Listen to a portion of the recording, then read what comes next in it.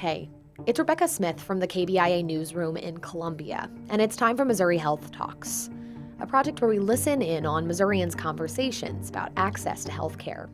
This week we hear from Evelyn and Jack Ramsey, who live in rural Lincoln County, half an hour or so from Troy, which has about 12,000 people.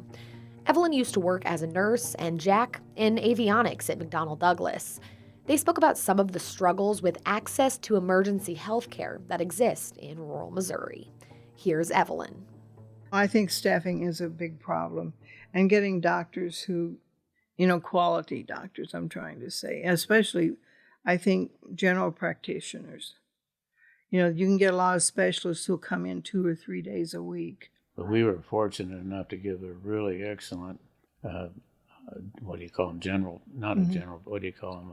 Family practice.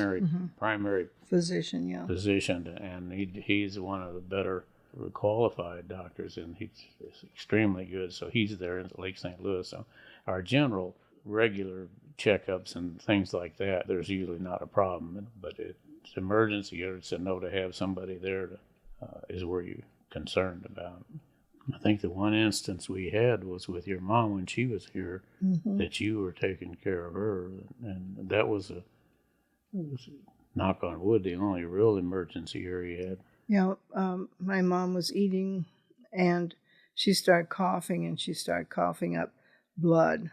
And being a nurse, I recognized that this was probably some sort of pulmonary problem. So I called 911. But I had ironically just read an article a few days before about how coughing can help with heart problems and lung problems. So I'm yelling at her, "Mom, keep coughing."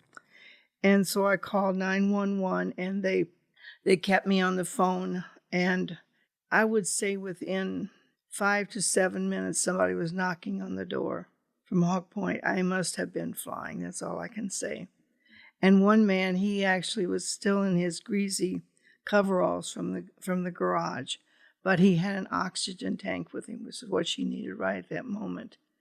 And they, of course, put her in the ambulance and took her to Troy, and she survived it, but she could have died. There's no doubt about it. The fact that you knew what to do at the time really made it worthwhile, but the fact they could get here in that short period of time for 8 miles away, it's not a emergency facility set up. There are volunteer people that doing that, so it's not a. Yeah, they have their ambulance. It's not a. It wasn't a priority setup. Part of the fire department.